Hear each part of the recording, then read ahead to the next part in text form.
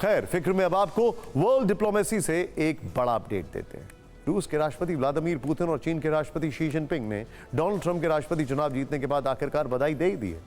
Putin ने कार्यक्रम में सवाल पूछे जाने पर ट्रंप को हिम्मत वाला और साहसी बताते हुए नए कार्यकाल के लिए शुभकामनाएं दी, तो जिनपिंग ने ट्रंप को बधाई संदेश भेजा। दो देशों से ट्रंप को मिली बधाई आज ग्लोबल न्यूज बन गई। एक तरफ रूस यूक्रेन से युद्ध लड़ रहा है और यूक्रेन को अमेरिका से अरबों डॉलर की मदद और हथियार मिल रहे हैं, तो वहीं ताइवान को लेकर चीन और अमेरिका में ठनी रहती है। ऐसे में लोग यही सवाल कर रहे हैं कि महायुद्ध के बीच ये रिश्ता क्या कहलाता है। ये कैसा सुपर पावर त्रिकोण है।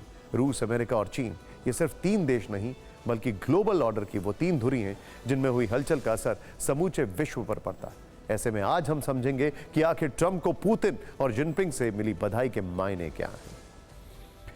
पहले बात पुतिन की कर लेते हैं। 6 नवंबर को जब अमेरिका में राष्ट्रपति चुनाव के नतीजे आए तब पुतिन ने कहा था कि वो जांचेंगे, परखेंगे, तब ट्रंप को बधाई के बारे में सोचेंगे।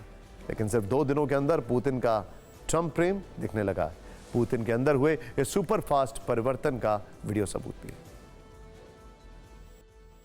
वैसे आपकी जानकारी के लिए, जब पुतिन मंच पर हो तो सवाल पूछे कम पूछवाए ज्यादा जाते हैं। इस तरह पुतिन ने ट्रंप के पाले में गेंद डाल दी है, क्योंकि ट्रंप ने कहा था कि वह राष्ट्रपति बनते ही 24 घंटे के अंदर युद्ध को खत्म करवाने का फैसला करेंगे। ऐसे में ट्रंप और पुतिन में क्या बात हो सकती है, यह भी समझना जरूरी है। ट्रंप और पुतिन के बीच युद्ध रोकने पर बात हो सकती है। दोनों नेताओं में यूक्रेन को हथियार और आर्थिक मदद रोकने पर बात हो सकती है। अगर ऐसा हो गया तो रूस यूक्रेन युद्ध अपने आप में समाप्त हो जाएगा। पुतिन ट्रंप से रूस पर लगाए गए आर्थिक प्रतिबंध हटाने के लिए कह सकते हैं। प्रतिबंध के कारण रूस के 350 अरब डॉलर फंसे हुए हैं। ये राशि रूस के कुल विदेशी मुद्रा भंडार की लगभग आती है। पुतिन ट्रंप से नेटो पर बात कर सकते हैं। रूस नेटो को एक रणनीतिक घेराबंदी मानता है। रूस चाहता है कि नेटो का प्रसार उसके बॉर्डर तक ना हो। यहां आपको याद दिला दें कि यूक्रेन को नेटो में शामिल करने को लेकर ही रूस यूक्रेन युद्ध शुरू हुआ था। इसके अलावा कई और अहम मुद्दों पर ट्रंप और पुतिन की बात हो सकती है। इंटरेस्टिंग बात यह है कि ट्रंप की जो ट्रांजिशन टीम है वो ऑलरेडी काम करना शुरू कर चुकी है और निश्चित तौर पर वो रशिया से संपर्क साधने की कोशिशों में लग गई होगी। अब बात ट्रंप को जिनपिंग से मिली बधाई की भी कर लेते हैं। उस जिनपिंग से जिनसे ट्रंप की पुरानी जो सरकार थी उसमें काफी तनातनी हुई थी।